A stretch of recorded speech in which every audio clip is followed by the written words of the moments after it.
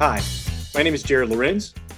I am the Dean of the EJ Ourso College of Business, and I'd like to formally welcome you to the 10th Annual J. Terrell Brown Venture Challenge Student Business Plan Pitch Competition.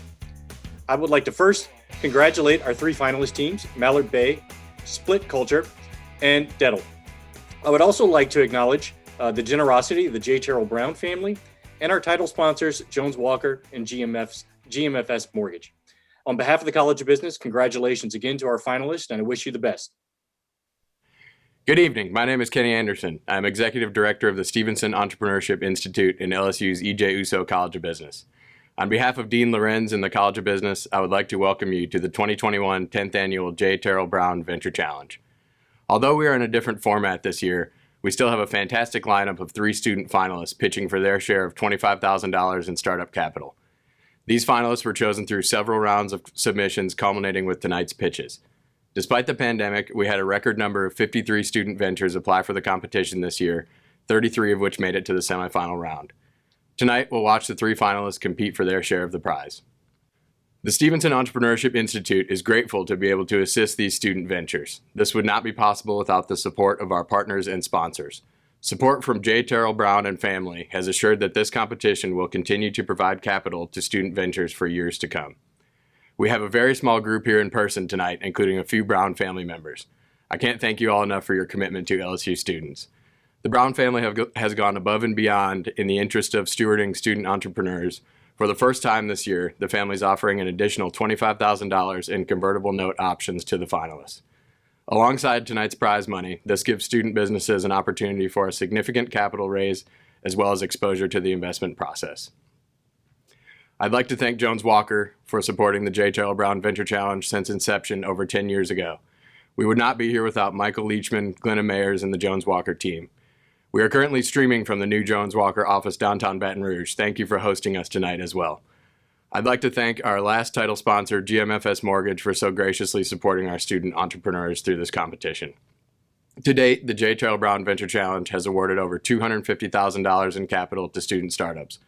A more impressive number, however, is that our student entrepreneurs went on to raise over $5 million on their own in additional capital for their ventures. Along with our student finalists, we are grateful to have our 4 final round judges here in person. First, we have Mr. Anthony Bruce. Anthony was the CEO and a co-founder of Applied Predictive Technologies, a big data analytics firm sold to MasterCard in 2015 for $600 million. He has been named a Technology Entrepreneur of the Year by EY and one of the 2 most loved CEOs of medium-sized U.S. companies by Glassdoor.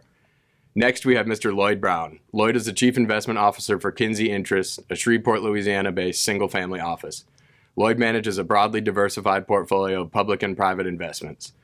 The private investment portfolio includes oil and gas, timber, real estate, venture capital, and later-stage private equity investments. Our third judge is Ms. Genevieve Silverman. Ms. Silverman was selected as President and CEO of Research Park Corporation, DBA Nexus, Louisiana in 2018 after serving as the Director of Finance for the corporation since 2008. As CEO, she now leads the corporation under its 2020 through 2022 strategic plan, with a mission to accelerate the growth of high-potential, technology-enabled companies through coaching, capital, and connections. Finally, we have Mr. Michael Leachman, partner in the litigation practice group and co-leader of the intellectual property team at Jones Walker. Michael's patent practice focuses on patent litigation, prosecution, and licensing covering a wide range of technologies. Michael prepares and prosecutes patent applications covering a broad spectrum of inventions, including technologies in the mechanical, chemical, biomedical, bioscience, and nanotechnology fields. Thank you to all 4 of our final round judges for serving and sharing your expertise with our student entrepreneurs. With that, let's introduce our 3 student finalists in the order they'll be pitching tonight. First, we have Logan Moe and Joel Morrow with Mallard Bay. Mallard Bay strives to become the Airbnb of the wild and offers a marketplace where sportsmen can browse and book hunts in a safe, easy, and reliable way. Next up, we have Emmeline Miller with Split Culture. Split Culture technology puts cell science to work smarter to answer the most pressing biological questions of today and tomorrow. Wrapping us up tonight, we have Stephanie Hoskins with Dettel. Dettel's cloud-based software as a service automates, improves, and simplifies the negotiation and settlement of overdue customer invoices. Best of luck to all the finalists tonight. We know how hard you worked to get here. I will briefly run through tonight's agenda, then we'll get started with the pitches. Each finalist will have 10 minutes to pitch, followed by 10 minutes of Q&A from our judges. We will have a brief setup period between pitches. As a note, we will have a timer and a hard stop at 10 minutes to keep it fair. When the 3 pitches wrap up, we will allow our judges a brief deliberation period. They will decide how to split up the $25,000 among the 3 finalists based on their business plan, financial projections, and tonight's pitch. To our streaming audience, be sure to stay tuned through the judge deliberation for our final results. It should only be a few minutes. I'd like to thank Carly, Fahim, and our team at the Stevenson Entrepreneurship Institute and the E.J. Uso College of Business for the support in producing this event. Finally, I want to thank our streaming audience for joining us tonight. We certainly wish you could be here in person. Congratulations to all the finalist teams for making it here, and once again, best of luck tonight. Thank you, and go Tigers. Our family is so pleased to have endowed this venture challenge in perpetuity. We have 3 great companies tonight. Sit back and enjoy and let the ventures begin. Thank you, T. With that, welcome everybody. Thanks for being here. To those we have in person, we're going to go ahead and get started. Thanks to our streaming audience also. I would like to welcome to the stage Mr. Logan Moe and Mr. Joel Morrow with Mallard Bay. The timer will start when you start. Good luck, gentlemen. Thank you, everyone, for coming out today. My name's Logan. And I'm Joel. And our company Is Mallard Bay. Mallard Bay is a... So I want to start off with a story. This is Kathy. Kathy has a great idea. She's super excited and determined. She wants to book a hunt for her 2 sons and their husband. And she is a... Oh, okay. Sons are sportsmen. So this is a sportsman. Her sons are sportsmen. And this is an outfitter. An outfitter is a guy who takes sportsmen hunting for a living. That's how they make a living. And several days later, actually, she ended up like this. So how did she go from so happy to like this? Well, she experienced this, a complete information overload. Facebook groups and outfitter websites, Facebook comments, it's a completely antiquated and totally outdated process. So the problem, inconsistent information, a lack of trust. In the bottom right, you'll see a guy had informed 3 days before his hunt that he was going to actually not be able to hunt. And that's a problem. This is also a time-consuming process. We've surveyed over 300 plus sportsmen, and the outdated and totally antiquated booking process, it takes 7 days on average. So what's problematic for sportsmen is even more frustrating for outfitters. Like, this is their livelihood. This is how they make a living. Can you imagine making a living in a Facebook group, competing against the Facebook algorithm? Yet this is exactly what outfitters are forced to do every single day. So if you look at the slide here, this user, this sportsman, was just looking for a sportsman recommendation and received over 120 comments. Can you imagine how much time these outfitters spend competing with other outfitters on things like pricing, on availability and offerings? Next, they have trouble collecting payments. You know how many times an outfitter is just stuck waiting for a deposit that will never come? And lastly, they have outdated calendaring systems. We surveyed over 100 outfitters, and over 70% of them revealed that they still use paper calendars. This is extremely problematic in our on-demand and digital economy. So all in all, 3 in 5 inbound requests result in no booking, leading to tens of millions of dollars of booking revenue being lost every single season. This is a problem. I've been a sportsman all my life and actually experienced these problems firsthand. And that's what drove me to start Mallard Bay, is experiencing these problems in real life. And so I think that we decided it was a problem big enough to solve and decided to start Mallard Bay. After surveying 400 plus outfitters and sportsmen, we realized that this antiquated booking process needs to be replaced. And we believe we've come up with a solution that would democratize access to hunting. Our solution is the Mallard Bay Platform, a marketplace experience where the sportsmen and outfitters can connect, transact, and book hunts right on the platform. So this is our product. This is the Mallard Bay Platform, where you can scroll featured outfitters, search by state or species. You're also able to get all the information you need by scrolling through pictures, viewing content, and finding out what the prices are per date. You're also able to see if you need a license and actually link to the license right there on the app. So you're also able to select dates and party size, send your booking directly to the outfitter with a message, and also with Stripe Secure Payments, we play as an intermediary between the outfitter and the sportsman to ensure that a safe transaction exists across the entire marketplace. This is our outfitter dashboard and backend, and it is a new product that we're launching right now. And we have the ability to let an outfitter onboard themselves, choose their availability, and go directly to creating another listing if they need to.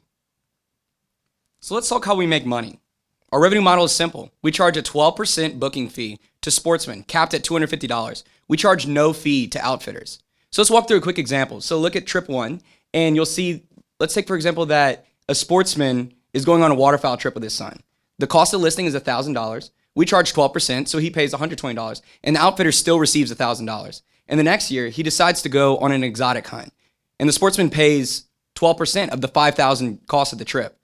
That fee is capped at $250, and the outfitter still receives the full price of the listing. And in the last year, even though that the cost is 3 times higher, he still only pays $250 of the cap.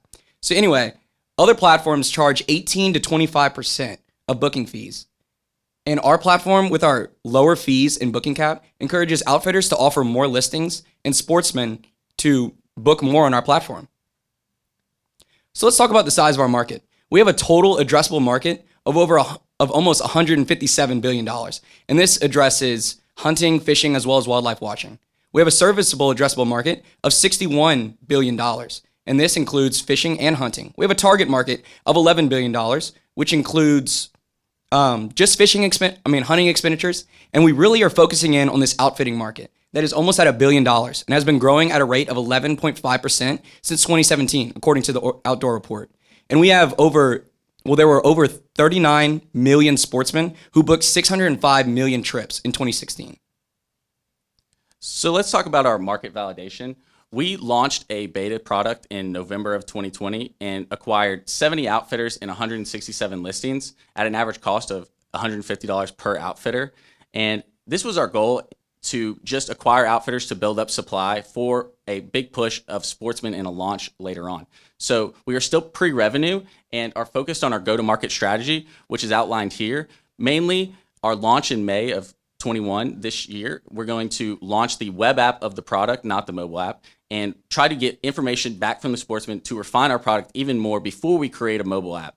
And we're going to launch a mobile app, develop it in Q3, really launch in Q4 of this year. So our use of funds, if we are to win the prize for the Venture Challenge, we're going to spend $2,000 in May on promotional and launch giveaways in partnership with influencers, in which we already have signed agreements with. And then also we're going to use in June $4,000 as UI, UX, and design content creation as well, which will be both split up between the two. And then in July and August, we will move to spending on native mobile app development, which is a big advantage for us because we have a full stack developer on staff already. And so we are adding to that team and also working with a team that we've already had onboarded and worked with in our system before. So let's talk about the competition. We rated our competitors on a competition metrics, rated on affordability and the ability to offer a frictionless online transaction. Mallard Bay has the most features, gives the most flexibility to outfitters, is the most affordable, offers both hunting and fishing, and also offers all of this on a completely online transaction. So we are targeting underpenetrated markets with very high concentrations of sportsmen, specifically Texas, Louisiana, Arkansas, Mississippi, Alabama, and Florida. And in just these 7 states, comprise over 25% of active sportsmen in the United States. So this is our team. I am Logan, the founder and president. I have 6 years of startup experience. A majority of the time I spent at Waiter. I started when I was 16, replacing my dad as a delivery driver and working in a high growth startup environment. And I found my co-founder Tam about 1.5 years ago or more. And we started with the product very early and really didn't do any development until May. So I'll let Joel introduce himself. All right, so I'm Joel. I have over 2 years of startup experience, most recently working with Louisiana Funds, which is a high technology venture capital fund here in Louisiana, working with other high growth startups. And I'll also introduce Andrew, who is our head of content, and he is a hunting influencer. He's amassed over 40,000 followers on Instagram and even more on Facebook. And he's the founder of True North Creative. And he really exists because content is king in any industry, right? But especially in the experience industry. So we're going to bring him on board along with his team to help improve our listings. So here is our notable advisors and board members. My father has funded the company until now and kept us, excited and motivated to continue moving forward. And then Spencer as well as Nick are both advisors to help keep us, on track and towards our goals. So here's a brief snapshot of our projections. We're projecting a little bit over $200,000 of revenue in the first year, over $1.5 million in year 2, and a little bit over $6 million in year 3. And our main driver is our sportsmen. So again, to touch on this slide again, there's over 39 million active sportsmen as of 2016. And we only need 25,000 sportsmen with the assumption that they will book 2 trips a year to amass 50,000 trips, which is our goal, our revenue goal for year 3. Once again, I'd like to thank everybody, and sorry for the technical difficulties at the beginning. I guess I get to apologize for that now because that was kind of stupid. But I'd like to thank everybody for coming, and if I'd like to open the floor for Q&A now. Thank you.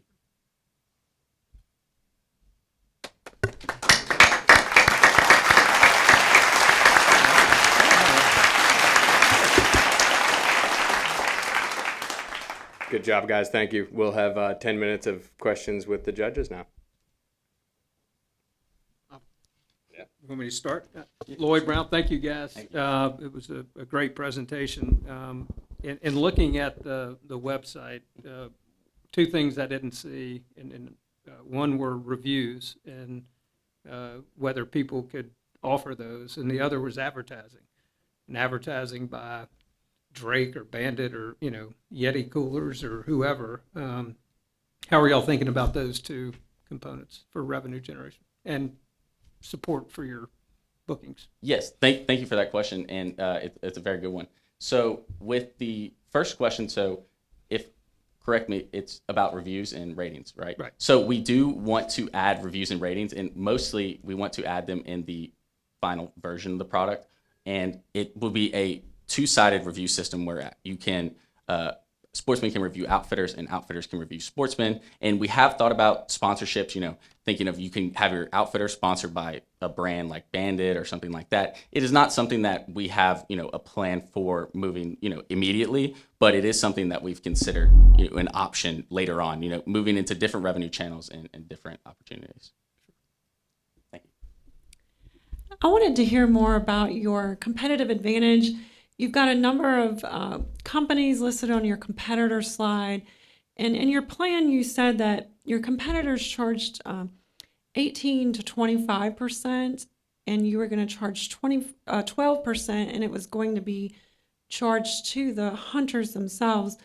Are your competitors then charging that 18 to 25% to the outfitters? Yes. Or is it to the hunters? So a majority of them charge it between both, and actually it's kind of split up. In some cases, some will charge to the sportsman and some will charge the outfitter, but the main advantage is they charge mostly the outfitter, which then decreases the amount of outfitters that they're able to offer. Okay, and so you guys had done some customer discovery work, and tell us a little bit more about the results of that. Are these hunters willing to pay the 12%? What were the results of your work? Yes, thank you for that question. And that particular question, were they willing to pay the 12%, wasn't something that was in that particular survey that we were doing at the beginning. But we felt that the problem they were experiencing was enough, as you compare to Airbnb, the average charge to you as a user is 14%. So we've felt that in a marketplace model that it is fair to charge, and that is why we cap the opportunity, because it's not really something we don't want to charge too much. Hi, Michael Leachman. Do the sportsmen know that they're paying this 12%? How is the 12% built into the overall price that a user is going to see on the app? Thank you for that question. Yes, it is shown at the end of the checkout process, and there's also a disclaimer. Joel, will get back to it. You could see. So right here, if you were to press select dates, like if you ever go and play around with the app, it functions almost exactly like Airbnb. So when you are to go and list your party, get your full price of the listing, it's going to automatically calculate that 12% booking fee and add it into your total cost of the trip. So one of the differences with Airbnb, though, is that usually it's some unknown individual that owns the property, so you don't have the risk of someone going outside of the app to actually do the booking and cut you out as the middleman. Mm-hmm. Here it seems like, the individual is going to have to know who the outfitter is. They're going to know the name. What protections do you have to keep people from using your application as a search function, but cutting out the actual business transaction, cutting you out of the business transaction? Joel, do you want to take that one? You can take it, I'll piggyback off. Okay, yeah. So that's a great question. Could you clarify for a second? Just you want to know how people could use the platform to circumvent and get well. We feel that we're offering a payment solution, a secure payment solution. So if they're going to go around the platform, they're going to experience the same issue that they would if they would have found them any other way.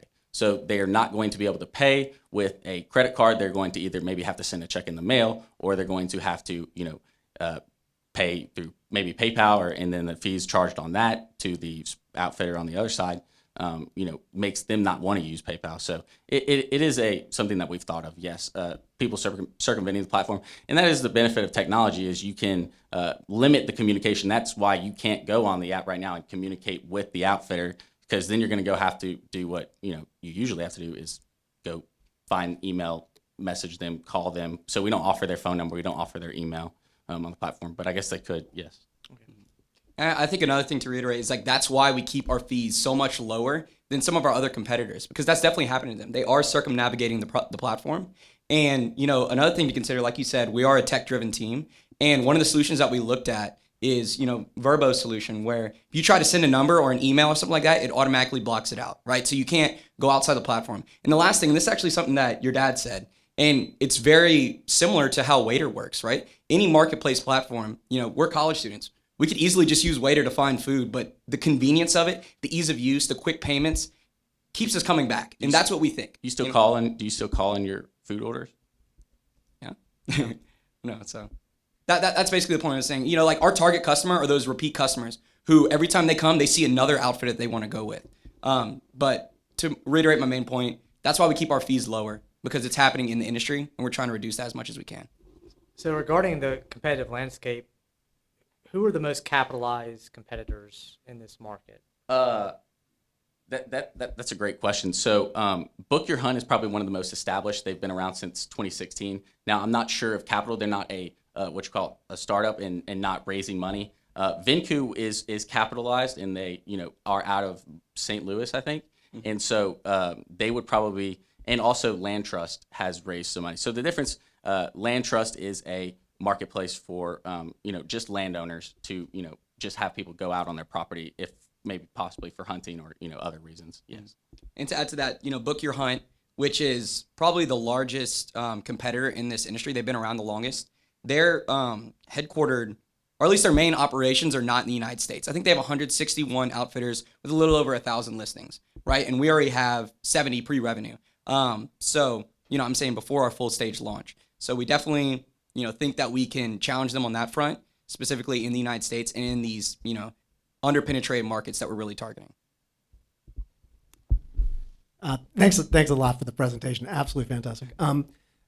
Question is this: as you think about reaching critical mass, one of the key themes that you highlighted is influencers and leveraging their followers. What other methods are you thinking about in terms of reaching out to prospective hunters and gaining that awareness? Yes, thanks for that question. And influencer marketing is a big part of our strategy, but it's not our only strategy. It's actually one of the just more recent things, big buzz, But we're able to use Facebook marketing just like everyone else, because most of our users are on Facebook. They're sportsmen on Facebook. They're in these groups doing things like that. So to reach critical mass, I really feel the ad strategy on Facebook and capturing these sportsmen through the channels that exist today, and then also some of the older traditional channels to capture some of those older sportsmen that may not be as tech savvy but are getting into it because maybe they haven't booked an Airbnb before, so they don't understand that we're like Airbnb or something like that. But yes, thank you for that. And in terms of funding for that, what sort of amounts do you think is going to be required to reach some of the revenue goals? I guess it's in the financials. Yes. So if Joel. So this is just our startup cost to launch, but to reach critical mass, we feel that we're going to need to raise more money. So we're going to need at least $250,000 to get through the mobile app creation. But once we reach the mobile app, it really will, scale well, especially with our back-end system, if in terms of technology and that sort of thing. Right. You guys have this double-sided market with both needing to attract the outfitters and the hunters.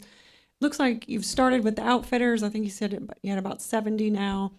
Are those mostly in Louisiana? And if so, how are you going to scale this business and bring on these two-sided markets in other regions?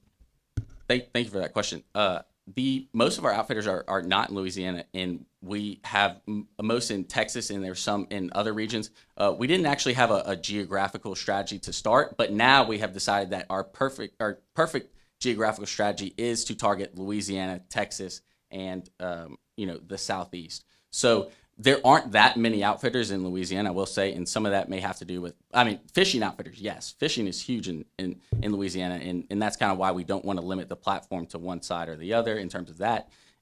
And yes, so we do think about that. And I think a quick thing to add to that is actually something that we just started doing in the last 2 weeks, or really launched, is we did a big social media giveaway. And as we were reaching out to all of our friends and family followers and the people that we've amassed, over the past 6 months or so, we started an outfitter referral program that anybody who refers an outfitter, we offer them a discount on a future hunt or, $50 or whatever it may be, depending on it, right? So we've actually added 5 outfitters to the platform since we turned in our projections just by people reaching out to us. And we have even more calls going in the future. So to anybody watching back home, you saw our emails earlier, please feel free to reach out to us if you know of anybody that'd be interested in being on this platform. And, MallardBay.com. Sign up today. Thanks, guys. Great job.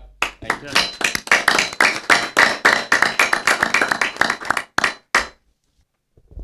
All right, for our second pitch, I would like to welcome Miss Emmeline Miller with Split Culture. The timer will start when you start, Emmeline. Good luck. All right, thank you. Hi, my name is Emmeline Miller. I am a chemical engineering and entrepreneurship student at Louisiana State University, and Split Culture is the company that I have started based off of technology that I helped to invent. And I don't know about all of you, but my life has moved at the speed of research for the last year or so, which is glacial. So this solution actually allows research to move at the speed of life. Okay, so how do we do this? We use something called co-culture, and we're going to take it all the way back to your high school science class and talk about the cell. So just rewind and stay with me. So the research that I do is based primarily on breast cancer. So we use one type of cell, which is this tumor cell. So those are the kind that travel through your body, cause problems for you. They cause problems for all sorts of people across the world. And then we use a particular type of healthy tissue cell. So you can see that it's just come up on the screen. And we culture these two, so we allow them to grow near each other for any number of days, and we try to understand how they talk to each other. So what does one say versus another? So the hormones and proteins that they communicate with. So that would be keeping them physically separate, but chemically connected is how we do this. And we use a variety of different tools, one of those being this. It's going to get a little technical, but we use these 2 pieces of plastic to do this currently. So we use what's called a 6-well plate. So that's the plate that you see at the top. It's got 6 different little holes in it. And we use these smaller plastic inserts. So what we do is we put a cell, like the cancer cell, in that top plate. And then we'd put a healthy cell in the insert. And then we'd put them together. And you have this, which is a 2-level system. It uses cancer cells on the bottom and healthy cells on top. So we can better understand how they're communicating. So those 2 are connected chemically because they share fluids, but physically separate because of that physical separation and barrier. So this is how we do it now. There's a couple different problems with this. One of the major ones being is that we can only do it on that scale. So it's low amounts of material to analyze. If you're trying to run a study, you end up paying hundreds of dollars for just tablespoons of fluid to work with. So it gets incredibly expensive very quickly, especially if you want to run lots of studies. So we can move research along faster. And it doesn't work with any microscope in typical labs, so you can't see what you're doing. The best analogy I can think of is if you were trying to drive to Walmart and you just had white paint on your windshield, you'd have to use your mirrors. So it takes a lot longer to get to places that we need to be in research using this technique. So what we've developed in our lab is the solution that we call split culture. So you can see in the top, that's me in the hood. It's comprised of 2 different pieces, a base and a ring. So that base is what allows us to form a hydrogel, which is just a water-based gel, kind of like Jell-O, sort of derivative of that, inside of a ring. And then we remove that ring from the base, and we can use it in the same way that that other plastic ring was used. So we put cells in the bottom of that Petri dish, and then we put the ring with the film on top with other cells on top of it. So we can just it just allows us to use this technique on a much larger scale. So that larger scale allows us to have an order of magnitude better yields. It's 25% the cost of the other polycarbonate membranes to produce. And it's compatible with standard microscopes because it uses that clear gel membrane so we can see what we're doing, which is great. So this is patent pending technology that was developed by our team at LSU. I helped to invent this. So as you can see, there's two different sizes on the top, the 10 centimeter, which I just showed you, which is that much bigger one, and then the smaller one, which is similar to the 6 well, which I showed you before, which is about 3.5 centimeters across. So these various sizes accommodate many different potential uses of our product. We have had customer feedback that says they want the big one, and we have customer feedback that says they want the smaller one. So we're going to be offering both of those when we start up. So these are modular and adaptable systems. You can put any type of hydrogel inside of them and culture any type of cell on top or below. So that allows them to be used in a variety of industries I'm going to describe for you in a second. But for our venture, we're going to be licensing this patent from LSU to our LLC. And you can see that technical drawing to give you a better idea of what the scale is. It's a very simple product, but it works incredibly well.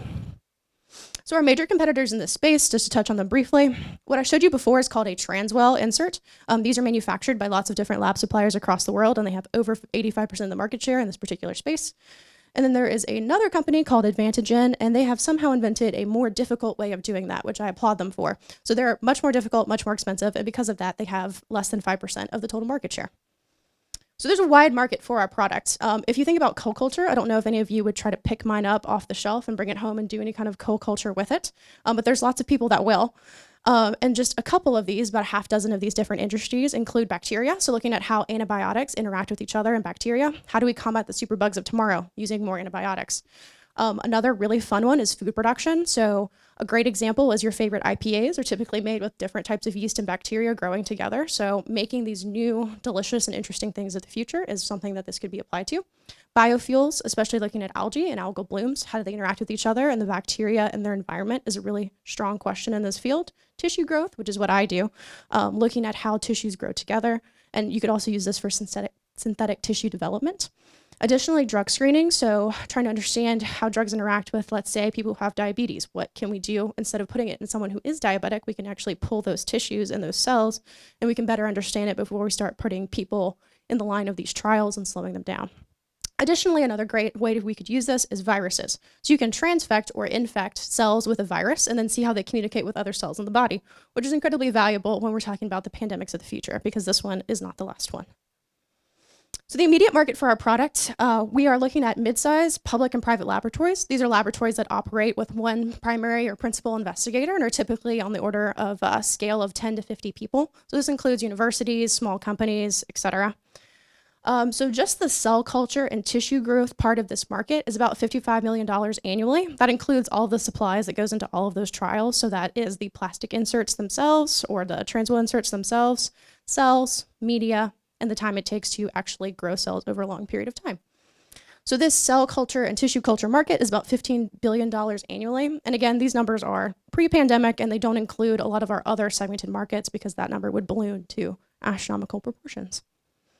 So we look at our unit economics for this. The most logical way to sell these would be in quantity 1 and quantity 10 for our 10 centimeter size. This is based on customer feedback. Scientists usually run experiments in groups of 3, and they like to have one extra in case they mess up. I know I do. And then our 3 centimeter dish would be selling just as one, or 3 centimeter insert would be selling just as one, or in groups of 6, because that's the most convenient size, as 6-well plates are a very convenient and common type of culturing cells. So our unit cost and retail price typically put us at a margin anywhere between 80 and 85%. These numbers are based off of a bulk manufacturing scheme. So our plan is to initially manufacture these using additive manufacturing, 3D printing. I do that myself now. And for our first year, that is our plan, to use additive manufacturing until we're able to scale up into a manufacturer like Noble Plastics. We plan to have this venture be entirely e-commerce. So we'd be using drop shipping and storage. It would be a hands-off experience. We are not going to open stores and sell these.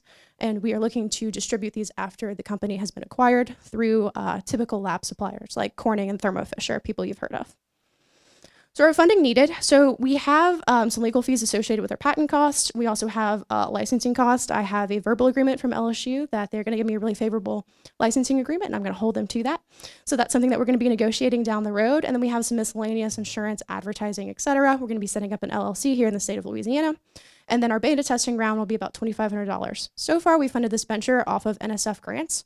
So those have helped us get through this prototyping phase, and we are now in the pre-revenue, pre-launch stage of our company.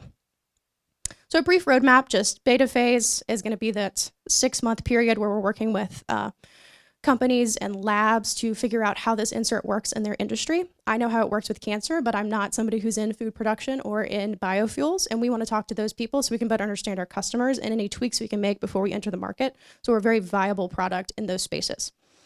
So year one, we're talking about kind of typical hires. I'm the CEO, and we have a CSO who's our guy with all the patents and inventions I'm working with in the lab, Dr. Adam Melvin, who is great. And then we're going to be hiring an operations person to help with the day-to-day and help manage that beta testing phase. And then we'd be moving into hiring a CFO and CIO as we scale. And additionally, getting some more marketing people involved. In our product offerings, we'd start with a 10-centimeter insert in the 1 in 10 quantities, and then move in our second year starting to sell the 6-centimeter insert. As that's a direct competitor in size with the other products that are on the market, we're going to be introducing that second, as that's going to take longer to pick up the market share that we need to make the revenue that we'd like. And our predicted sales growth is incredibly conservative with very low units for each one of those, but talking about an average of 170 units per offering per quarter for year 2, and then 600 units per offering per quarter for year 3. This is based off of labs that I had that were interested. We had people coming to us unsolicited looking for these during the pandemic, especially in March, April, and June when people couldn't get what they needed to do their research. So we've already had this demand, and I've been using some of those numbers in customer interviews to come up with these. So the team so far, that's me, Chief Executive Officer, and then our Chief Science Officer is Dr. Adam Melvin. We've had some great consultation from Kenny at the Stevenson Entrepreneurship Institute, and additionally my dad, who is a Chief Operating Officer at a tech company here in Louisiana as well, with 30 years of startup experience, so he's been helping me along in this too. So split culture is my technology and technique to have research work at the speed of life, so we're no longer held back by that. Thank you. I'll take any questions now.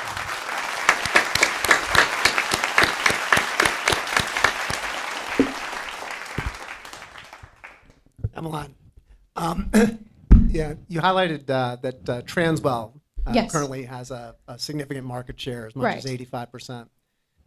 If you achieve the year 3 projections of the 600 some odd units, what market share would that imply for the company? So that would imply something close to a 10 to 20% market share. And the reason why it is so conservative is because the Transwell assay is sort of the gold standard in terms of literature. So why the uptake would be slower is because we have to have literature that's published, and it tends to lag anywhere between a month to several months behind when a study is done. So that, once we have literature published from our beta phase in those first couple years, will then accelerate our growth after year 3. Did I talking about distribution? Did you mention that the product would ultimately be distributed through Thermo Fisher and those types of organizations? Or I know you said drop shipped and it'd be basically e-commerce, but just making sure I understood the distribution plan and sales plan around the product. Yes. So for the distribution plan, the first kind of phase of that, which would be through our 3rd year and maybe a little bit beyond, would be us doing e-commerce and drop shipping ourselves. It's very difficult in the industry of lab equipment and these new types and techniques to get Corning or Thermo Fisher to come license your product without a proven X return on whatever that licensing was. So the idea is to be able to license to them, and then they would take over that manufacture and distribution, because Corning is really big into thermoplastics, and I think that if they licensed it, they would be able to improve it and sell it at volume globally.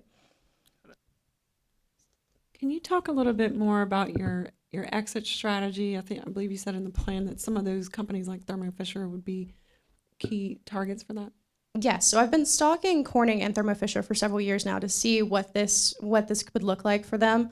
And the idea would be to add to their portfolios that already include the Transwell. So Thermo Fisher, Corning, VWR, they already sell these Transwell assays, but the feedback that they get is that they're too expensive and they're too small. So the idea is to prove that this larger format does work and that there's demand for it in many different industries. And then after that, present our numbers and say, look, I think you really want this because this is going to be the next thing that boosts your portfolio. And then we're going to take that return on our licensing and revenue and then roll it into inventing the next thing. Why are the Transwell apparatuses more expensive? What makes fundamentally your product cheaper to make than the Transwell device? Right. So the Transwell device is actually made. If you can, I go back in my slides to show you. I'm going to go all the way back to the beginning. So if you look at so if you look, there you go. So if you look at that bottom image, you can see that the entire thing is made of a solid plastic-like material, that's solid polycarbonate. And then when you see ours, it's just this empty ring. So we're just creating an empty ring out of a very common thermoplastic. What they do is they create a specialized type of polycarbonate that has different pore sizes. And this was actually invented, I want to say 15 to 20 years ago for a completely different purpose. The only reason why it's the gold standard is because it's the only thing that allows us to do these types of experiments. It was built actually to see how cells move. So it's primarily for seeing how cells move into that plastic instead of allowing them to culture on top. So not only is it expensive, but it was designed for something completely different. And the reason why it's gotten so expensive lately is because the demand for polycarbonate has skyrocketed because everybody's doing as much research as possible. So that's really put a pressure on that supply as well in the last 12 months. Okay, so my follow-up question then, I think you've kind of answered it, but I'll go ahead and send you a softball and let you hit it if you'd like. The first concern I had was, okay, are you inventing a new mousetrap? Are people still going to be interested in buying the old mousetrap because it still does the same thing and the pricing could be adjusted? Is it your position that you not only have a different mousetrap, but your mousetrap can be made and sold cheaper, so you don't have really the competitive effects of just Transwells being sold cheaper? Yes, and to use the mousetrap example, their mousetrap would be a completely different type of mousetrap, essentially. It'd be like a roach motel and a mousetrap. They're two completely different things, and ours works much, much better. So even if they offered it or tried to drop the price precipitously, which they couldn't because the material that they use is so expensive and it's already depreciated and become commoditized, they wouldn't be able to compete with us. Okay, I got a follow-up question, switching gears to distribution. Yes. So I'm not familiar with how labs go about buying, products for their labs, but I would assume that it's not a normal thing for a lab to go and piecemeal together all the things that they need, that there's probably some distributors, whether it be Corning or even a middleman, that can sell a lot of equipment from, at one big chunk. Mm-hmm. Is that the case in labs? Are there distributors that are not necessarily also manufacturers that are in this space that you're going to have a relationship with? Or do you think that this direct sale approach is actually viable? I do think the direct sale approach is actually viable. I help put together some of the supply lists for our lab, and we do have reps from VWR, Thermo Fisher, or Corning that sell a set kind of array of things that you may need, but we also buy from specialized particular people who make either chemicals that we need or particular physical apparatus that we need. So it's a combination of both. And I think if this product is so much more superior, that extra 3 clicks it's going to take for you to order it is something that a PI and someone who's making those decisions, the principal investigator, and someone who's making those decisions is going to do. Okay. Thank you. Congratulations on the innovations. Very, very exciting. It sounds like you're going to catch a lot of mice or certainly help us experiment. I noticed in some of the financials that the cash compensation for those involved in the enterprise is not as high as I might have guessed. How are you thinking about sort of rewarding through equity and participation those that you bring on for marketing and the added functionality that you highlighted? See, that's a great question. For marketing, I would primarily like to use consulting groups, especially local ones. We have some really great people locally that I have relationships with, so that would be a contract relationship where they're paid over the span of that contract. That's a great point that you pointed that out. I'm going to be a student almost entirely through this startup, and I have 2 other jobs and do lots of other things and didn't feel the need to pay myself in that position. And then our COO and the people who are helping us now is purely volunteer. If you look at our final numbers in our income statement, we're netting about $450,000. So the space is there to increase those salaries, and I would prefer to do that over splitting equity. It wasn't something that I had been able to work out exactly which numbers needed to go to who before this was turned in, to be honest. So you said you're not taking a salary? I will not be for at least the first year and a half of this venture. So if I was an investor and you're not taking a salary, what guarantees that do I have that you actually are 100% dedicated to making this business work and grow? Other than my word, you have that I am an inventor on that patent and am a stakeholder in making this successful. And I believe in this product and what it can do. And I think that my investment and my personal equity and hold in the business is going to be what keeps me in this until it's acquired. Thank you. Thank you. What's the last piece of the negotiations with LSU? How close are you to finalizing that for the licensing of the patent? So the last thing that we talked about is I submitted the conversion from provisional to non-provisional. Our conversion date is actually the 16th, which is tomorrow, I believe. And that last piece for us is whether when we're going to be establishing that LLC and kind of getting the timeline, as well as what funding we're receiving at this front end. So I was kind of waiting for this venture challenge for them to write me a very favorable licensing agreement so we can talk about those numbers. All right, with that, we're already to our third and final pitch. I'd like to welcome Miss Stephanie Hoskins with Dettel to the stage. Stephanie, you can pull up your presentation, and whenever you're ready to start talking, we will start the timer. Good luck.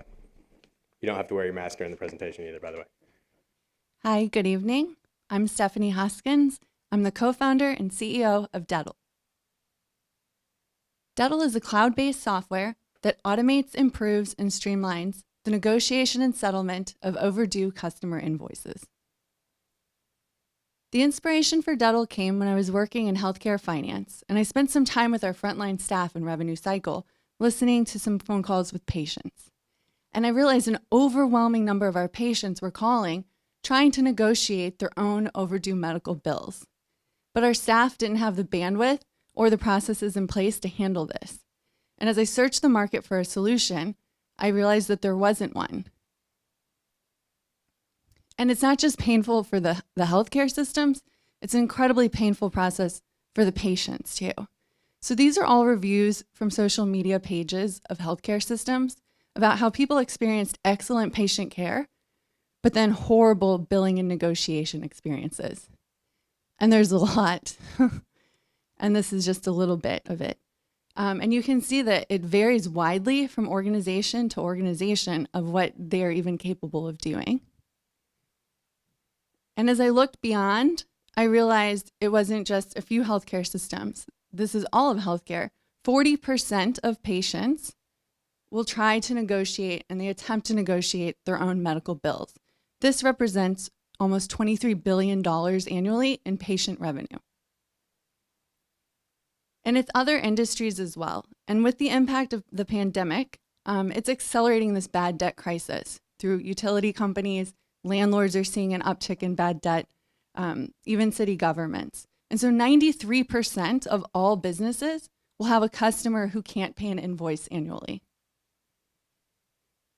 And one of the reasons it's so inefficient, and this is a landscape of our competition, is that debt collection and debt settlement is a highly fragmented industry, and there's no clear market leader. There's 7,700 debt collectors in this country. And Dettel, as you can see, we overlap with several features that are currently available, but we're the only solution offering all of these. And some of these people listed as competitors we've actually integrated with to start streamlining and offering their customers more solutions. And so if you are an organization and you have bad debt, there are really only 3 ways to handle it. You can sell your bad debt for 4 cents on the dollar, you can outsource it for 8 cents on the dollar, or you can attempt to collect in-house, and this varies widely from organization to organization. In healthcare, for example, 20% of hospitals get 0%. That's because they have no process at all in place. They don't even call patients when the bill is overdue. Whereas 9% of hospitals are operating at best practices, collecting over 20% of their patient bad debt. And on the consumer side, this is enormous. 30% of consumer credit reports have at least one bad debt account on them right now. That's 70 million people. So I realized if I was going to create this solution, there were two main hurdles that we would need to overcome. One is we had to find a way to make it efficient to negotiate one-on-one individually with thousands of people annually. And we do this through automation and machine learning and AI. And then the other thing is the lack of trust and transparency that's inherent in this process causes a lot of the negotiation breakdown. And so I have a friend who owed $9,000 to her university. Her employer wanted to pay for her MBA so she could get a promotion, but her university wouldn't release the transcript. Their debt collector called her, offered to settle for $3,000. She jumped at the chance and said, put that in writing so I know my transcript gets released. And they refused to do it until she paid. So the thing broke down. She never paid a dime to the university. She never got the MBA or the promotion. And so the way that Dettle works, so before you implement Dettle, the process is sort of riddled with these pain points throughout the whole process. And so once you've implemented Dettle, we solve a lot of those problems. The first, as soon as an account becomes overdue, our clients decide which overdue accounts they'd like to invite to use Dettle.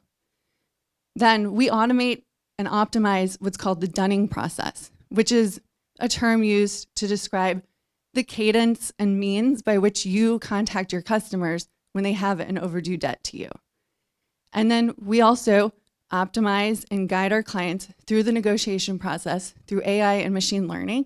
And then once an agreement is reached, we streamline the collection and optimize collections by offering several payment options, flexible payment plans, easy ways to provide discounts, and we collect the money, and before dispersing it to the organization, the settlement agreement is automatically generated, and the customer approves that agreement. And so as soon as they approve that, the money is then dispersed to the organization. And then we take only a 10% fee from collections versus traditional collections, which keep 25 to 50%. So what does this look like for the customer? They receive an email or a text message that invites them to use Dettle. When they click on the link, they see their account details and either their discounted offer that's been made or the option to negotiate. And so they accept this invite. Oops. And they're taken to their dashboard and they see this account and they have an option they can accept, or if our client turns on the counter button, they can provide a counter negotiation. They can also directly message the organization and ask them, is this correct? Or I thought I paid this, or maybe they're disputing it. And so we take a 10% commission on each completed transaction. The average large healthcare system has $40 million annually in bad debt, and that's after their current collections processes. We think, based on our pilot, that we can increase their patient receivables by $2 million, which would be a $200,000 in ARR for Dettle. The total market in the US is $13 billion annually that is paid now in debt collection fees. Our initial target market, as I've mentioned, is healthcare. And so our traction so far, we have completed our pilot. We were accepted to Accelerprise Accelerator and received a $100,000 investment. We have poured that into our product, and the new version is rolling out May 1st. We signed up the healthcare pilot site that we had as our initial client, and we were rolling out June 1st with an EHR integration, and we have a verbal commitment from a small healthcare system to use Dettle at that time. That would be $125,000 in ARR. They have 8 hospitals and 300 clinics. After healthcare, we'll go to banking. We've already had conversations with potential strategic partnerships in that area. From there, we'll go to tuition, municipalities, property management, and then small businesses and everybody else. The team is myself. I have 10 years experience in corporate finance and strategy. My husband is my co-founder. He has previous startup experience and is an expert in business development. And we just hired a CTO who's a full stack software developer with applied machine learning application experience. Some testimonials from our customers and people that we have talked to during customer interviews, you know, one person at a bank magazine said they've featured over 300 fintechs, and there's not a single one like Dettel. We talked with a property manager association, and they said this is the #1 concern for landlords right now, and there's nothing they can use like Dettel. Our client actually asked, can we pay you extra for additional features? And yes, that was the answer. If we win this competition, we'll use the money for our Epic integration. And so that will also cover the SOC 2 and HIPAA compliance audits that are required to integrate into an enterprise level company, as well as the insurance that they require too. So our revenue goals, you know, we want to be at $1 million in ARR by the end of this year. By the end of next year, a rate of $5 million, and by 2023, a rate of $10 million annual revenue. And you'll see that those numbers aren't the revenue, because that's what I hope to be by December of that year at those rates. So it's a little bit less. But thank you so much, and I'm happy to take any questions now.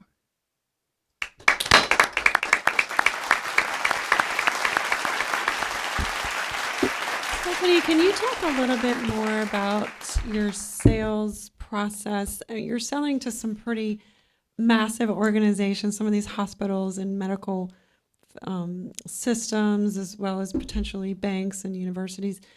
How easy is it to get these companies onboarded? Because I know there must be some pain in switching.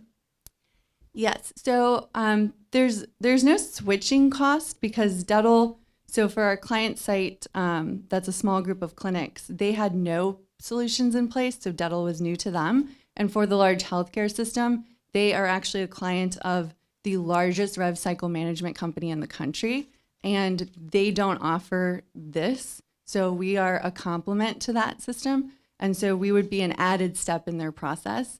So it's not so much convincing them to switch, it's convincing them to take a chance on this technology. Now that we have the verbal commitment from that first healthcare system, once we have the results from that rollout, they are part of a consortium of hospitals that they work with one another to optimize their operations. And so if it goes well there, we can roll out to the other 4, and then they're part of an umbrella organization of SRHOs that represents like over 100 hospitals. And so it would be easy to share the results with those hospitals. We've also talked with the National Rural Hospital Association, and they say once we're in 6 rural hospitals, then we can be a partner with them. And so that first healthcare system has 4 rural hospitals in it. So we're like almost halfway there. We're over halfway there already. Then from there, just strategic relationships with the HFMA, which is Healthcare Finance Managers Association, and things like that, where we can get in front of the right people. The initial few customers, they are pretty difficult to get, but because of my knowledge of working in healthcare, I know exactly who in each organization we have to talk to. And so we've actually had a couple additional demos, and we have a couple more lined up. And so we're working on it that way. We're using our networks to try to get in front of. We basically ask everybody, do you know anyone in healthcare? And then try to get introduced to them. And it is an intriguing idea, because nobody likes using a debt collector. Nobody wants to sue their patients. One thing that is appealing is, 62% of patients who have problems paying actually have insurance.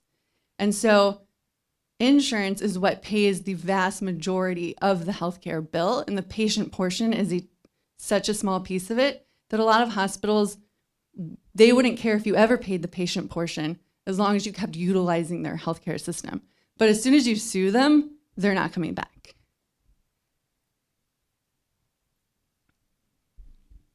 Stephanie, thanks. Great presentation. Sort of following up on that, I guess a couple questions around the process that's in place right now and what you're asking sort of for change. I guess partly because of what you highlighted in terms of the fear of the brand. My perception is that some are actually not following up or are giving it to selling the debt or getting third parties to interact, sort of to be one step removed. What fraction of first question is, what fraction of your customers are currently trying to collect and insourcing this process right now? And what fraction are kind of already have sort of given up and are outsourcing it completely?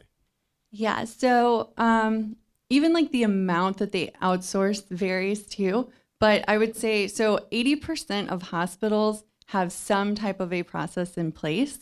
I think it's about 40 to 50% that outsource the majority of it, with some others outsourcing or possibly selling really old debt. So as debt ages, there's like levels of how bad is the debt, you know? So as it ages, it gets worse. And so some hospital systems, well, the other thing too that's interesting is some healthcare systems will use a collector that does not report it to the credit bureau, that does not sue the patients, you know, that doesn't really use any of those super aggressive tactics, while others will use just the most aggressive debt collectors. And they're not always aware of the way their patients are being treated. And so I would say, you know, the majority of hospitals they have some type of a process in place, but it's still a minority of hospitals that are like sending through these aggressive debt collection tactics. But Dettle can be used by any of them, either as an additional step in the process, like I mentioned, or like for our client as their main step in the process. I guess for those that are really making a step change in terms of doing more, which you highlighted, what's the aha moment for them, and what's sort of the key capability of the platform that really gets them excited to step into something that's difficult for them?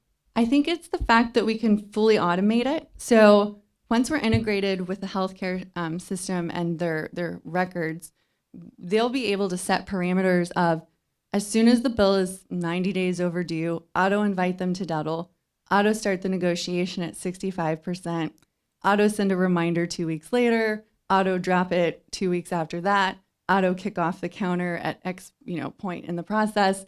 And then once it's paid, auto generate that settlement agreement letter, and then it just auto collects. And so for a lot of healthcare systems, they are very strapped right now with labor-wise. And so the fact that this does not add and can actually, help their frontline staff reduce the time spent with patients on the phone, that's I think the big aha moment that's impressive.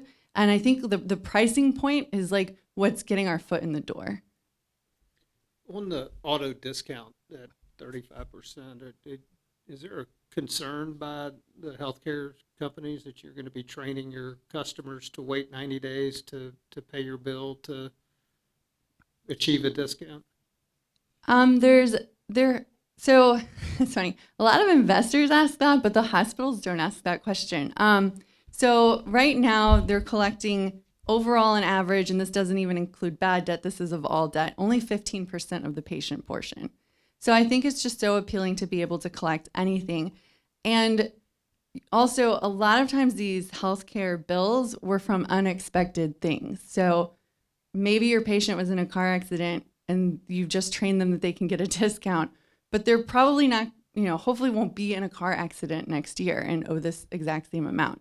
And so there are a lot of protections put in place, though, for things like a lot of healthcare systems already have financial assistance policies in place. So if you have applied for that, we've also considered looking into kind of connecting with state agencies so that we can alert the hospitals, hey, this person is approved and on Medicaid, or this person actually collects food stamps. So they're not going to be able to pay this bill at all, even if you send them to collections. And so there's kind of this, there's not really like a fear of the game theory of this is a repeat game and we're gonna be training our customers that they don't have to pay their medical bills, because there is always the option of not inviting them to settle. So maybe this is a once in a, you get this once, and if you're back here next year, we're gonna send you to collections. So there's different parameters that they'll put in place. Some of the healthcare systems and one of our client sites, they specifically work with a low income population. So they're willing to work with them so that they can kind of pay whatever. But yeah, there's definitely ways to put some protections in place around that. Following up on that, is there any I understand, the discounts is like the carrot. Is there any stick aspect to this where if you invite someone to dental and they are not engaging, is there any way through the app that it escalates to using credit bureau reporting or anything like that? Or is it just end of story if they don't engage? Yeah, so if the healthcare system already has collections processes in place, this is like that final step, last chance before we send you through our collection. So they'll tell patients this discount is good until this date, and then we're going to send you through our traditional collections process, which may or may not include reporting you to the credit bureau, suing you, withholding wages, things, garnishing your wages, things like that. For others that maybe don't, use such aggressive tactics, it could just be, if you pay this month, it's a 50% discount. If you pay by the end of next month, it's only a 30% discount. And if you pay after that, there's no discount. So they can have kind of like a tapering discount. Okay, so when a hospital is uploading, their bad debt into your system, is it going to be, are hospitals looking at doing this in bulk, or is it going to be individual accounts where they're making decisions on this is a serial debtor that never pays their bill on time versus the one-time car accident person? So you can do both right now. So once we integrate into the healthcare record systems, it will be really easy to do those bulk invitations. The workaround right now is that we have a CSV upload that we can take that, so you can invite up to 5,000 people at once. But there's also individual invites and ways to set parameters to exclude accounts very easily too. Can I ask one more question?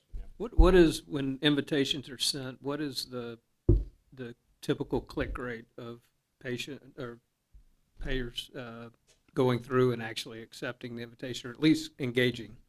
Yes, so in our pilot site, which was our very minimal version of our product, we had an open rate on the emails of almost 70%. And then we had 6.5% of the accounts actually go through the whole process and make the account on Duddle. We have since streamlined it. We're now emphasizing co-branding so that the email looks more like it's coming from the person you owe and not from this unknown Duddle character. And then we've streamlined the user experience as well, so that now when you click on your invite, you can easily see the offer in the account right away. Before you had to like link your bank account first and through Plaid. So I think now we'll be able to bring 10% of the accounts, and that's like a conservative estimate, but that's our goal for version 1 is 10% of the accounts to the dashboard, settling at an average of 50%. Great. Thank you, Stephanie. Great job.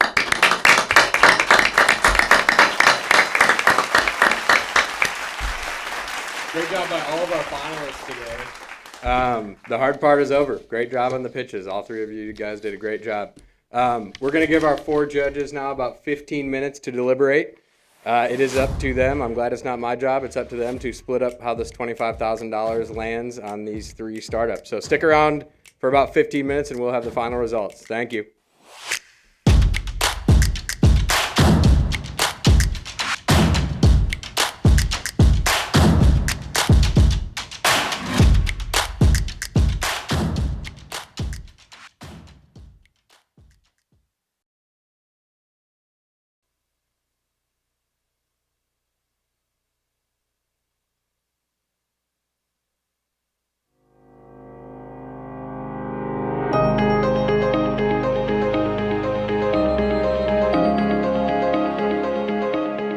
I'm Bill Hines, and I've had the honor of serving as Jones Walker's managing partner since 2006. Since our founding more than 80 years ago, Jones Walker has grown to become one of the largest law firms in the United States. We're a firm on the move, with more than 350 lawyers serving clients in the U.S. and around the world. We're always thinking ahead. We're proud of our legacy, but we know that what we do tomorrow, next month, or in the coming years is what really makes a difference to those we serve.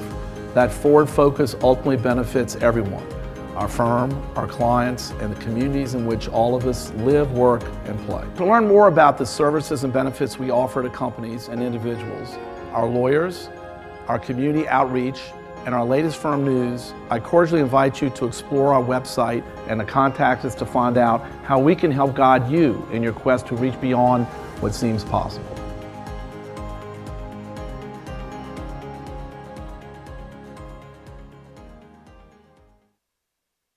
This was us 20 years ago. Since then, we've grown to over 200 employees. We've helped 96,000 families purchase, build, renovate, or refinance over $17 billion in loans. We make the mortgage process easy and convenient. Apply online or at one of our local branches. If you're looking to buy, build, renovate, or refinance, go to gmfsmortgage.com to see how we can help change your life today.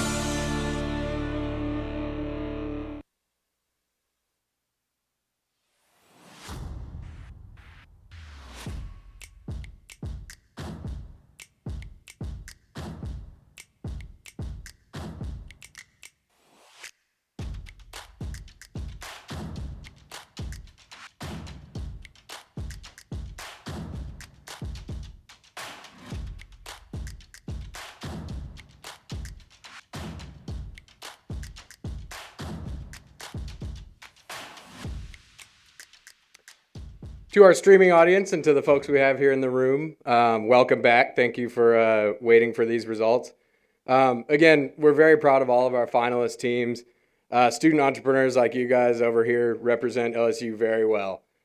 Big round of applause for you guys, so thank you.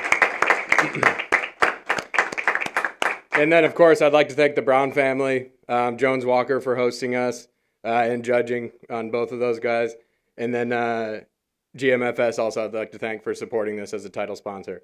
I know that I can speak for the students. I don't want to speak for them, but I know that I can speak for them in saying that this will be invaluable to them. And so I appreciate what you guys have done. I'm glad to be back in person. Hopefully next year we have a big blowout J. Terrell Brown Venture Challenge in person. So thank you to everybody. And without further ado, I'd like to announce the final results. So in third place, we have Mallard Bay with $3,000. So you guys come up here.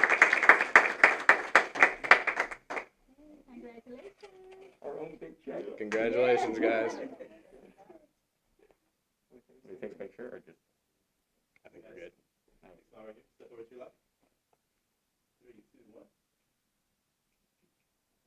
Congrats, guys. Thank you. So in second place, with an amount of $10,000, we have Split Culture.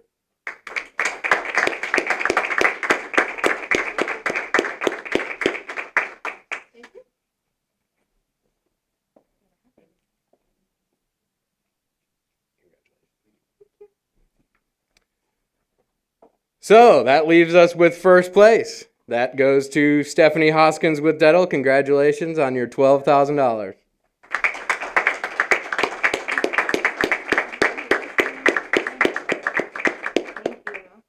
Thank you. Congratulations. Oh, yeah. Thank you. Thank you so much to everybody. Congratulations to our finalist teams. Thanks to the judges. Thank you all for serving. I appreciate it. And for everyone that could be here in person today, thank you also. And with that, we hope to see everybody next year.